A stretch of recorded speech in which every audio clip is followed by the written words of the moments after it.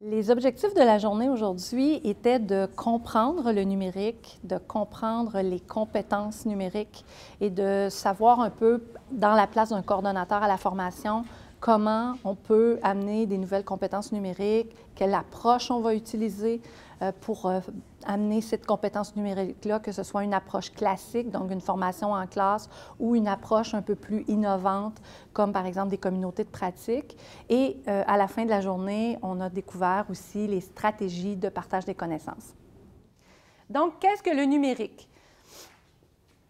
Je vous demande, avec post-it et ou carton. Donc, en avant-midi, le but de la formation était de vraiment définir c'est quoi le numérique et de définir aussi pourquoi. On doit faire un virage numérique dans le secteur des arts et de la culture. Donc, dans le quoi, on s'est dit, bien, après ça, on s'est posé la question, OK, la culture numérique, qu'est-ce que c'est? Qu'est-ce que c'est l'économie collaborative, l'économie de partage? Qu'est-ce que c'est les Fab Labs? Donc, on a passé à travers tout un lexique pour vraiment comprendre ce que c'est le numérique. On est même rentré dans les valeurs de la culture numérique. Et après, on a plutôt analysé, sous forme d'atelier, les enjeux du secteur des arts et de la culture. Donc, que ce soit des enjeux au niveau des droits d'auteur, au niveau de la multiplication de l'information sur les plateformes, la transformation de la chaîne de valeur.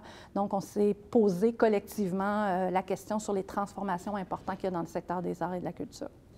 C'est la rétroaction, en bien ou en mal, du public. Qu'est-ce qu'on fait avec ça? Comment on l'utilise? Comment on le gère? Qu'est-ce qu'on en fait? En après-midi, là, on était dans le comment.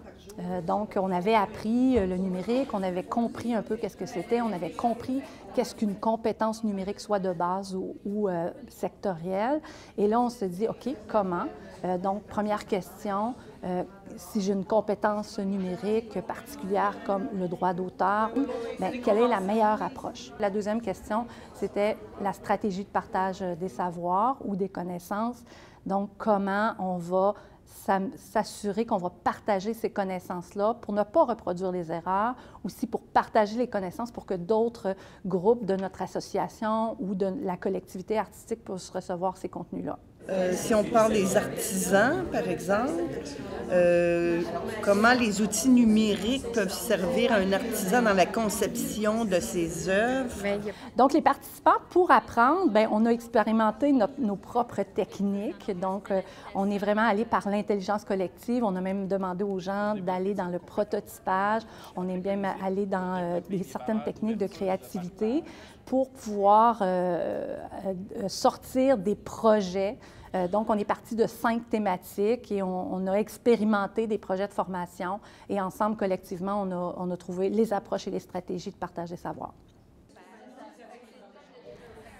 En conclusion de cette journée-là, les participants ressortent avec assurément une meilleure compréhension de ce qu'est le numérique, de ce qu'est les compétences numériques et, on l'espère, l'esprit numérique qui devra se faire expérimenter parce que c'est par l'expérimentation, par le partage, même la collaboration qui va se faire entre les différents coordonnateurs qu'on va nous-mêmes être dans cette culture numérique-là, de la culture de la collaboration, du partage, de l'échange.